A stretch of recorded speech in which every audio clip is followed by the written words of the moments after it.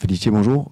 Comment tu as retrouvé le groupe qui a entre-temps évolué aussi, mais depuis la victoire de mercredi soir, à quel point est-ce qu'elle a fait du bien et dans quel état d'esprit vous êtes ici pour le déplacement à Courtrai? C'est sûr que derrière une victoire, il y a un peu plus de joie, même si il faut être bien précis sur ce que je dis, c'est que voilà, ça s'arrête là.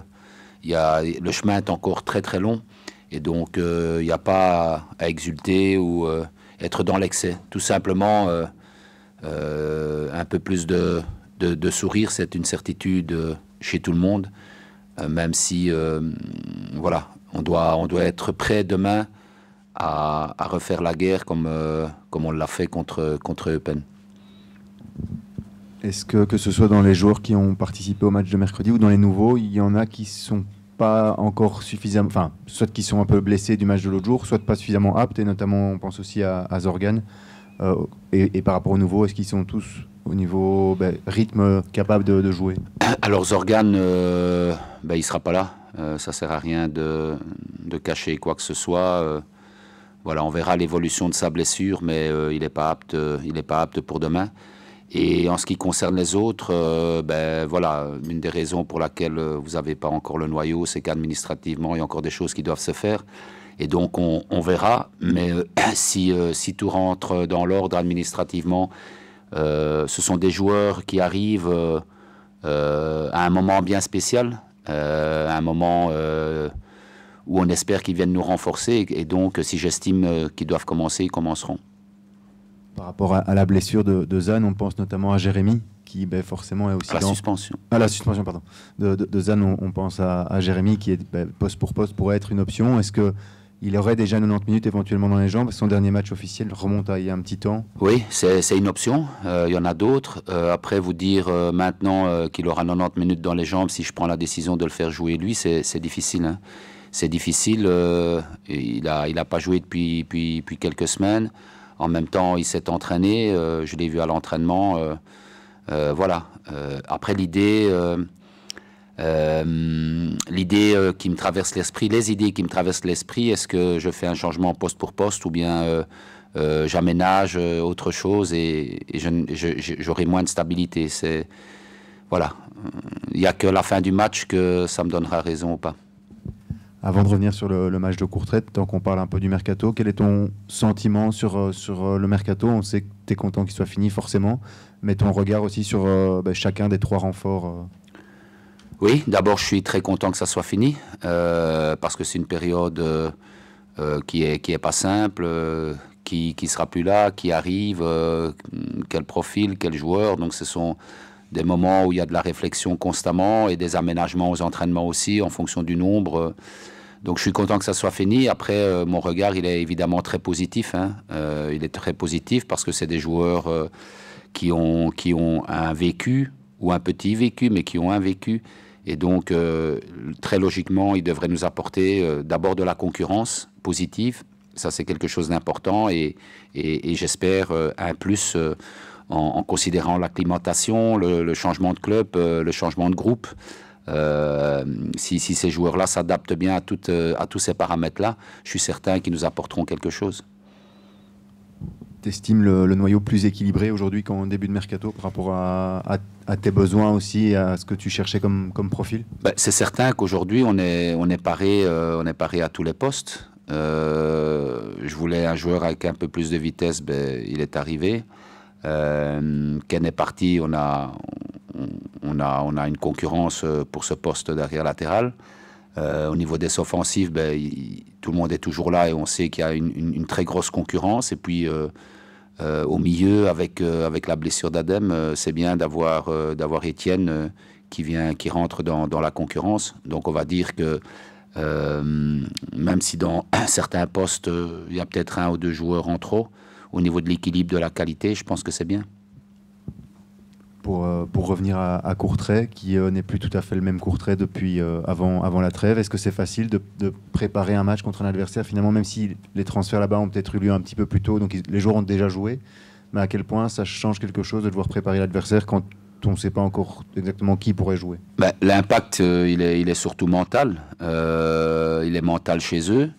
parce que bon, ils ont changé pas mal des joueurs, des nouveaux transferts ont déjà évolué bien la semaine dernière, ou en tout cas le dernier match contre Bruges. Je pense que c'est un Courtrai qui est beaucoup plus relâché qu'il l'était précédemment, avec de la qualité, avec de l'envie. Donc on sait que déjà aller jouer à Courtrai, c'est un environnement et une atmosphère différent. Et puis là, ils sont dans un bon moment mental, donc ce sera à nous à être présents, à vouloir faire la guerre contre cette équipe, oui. On l'a déjà dit, mais c'est vrai que Charleroi a cette saison pas mal de difficultés en déplacement, contrairement à domicile, avec 3 sur 33. Est-ce que tu as déjà connu ça dans ta carrière, un si long moment? Parce que tu l'avais déjà dit, je l'explique difficilement, mais est-ce que tu as déjà connu ça? Et est-ce que tu as des pistes d'explication malgré tout? Ben, l'ensemble de cette saison-ci, je ne l'ai jamais connu de toute façon. Donc, si on veut parler que du déplacement, des matchs en déplacement, effectivement. Demain est un moment pour renverser la situation, tout simplement. Et j'espère qu'on la renversera demain. Bonjour Félitier, tu parlais tout à l'heure de Etienne qui est arrivé dans les dernières heures. C'est un joueur très prometteur. Qu'est-ce que tu peux nous en dire sur lui?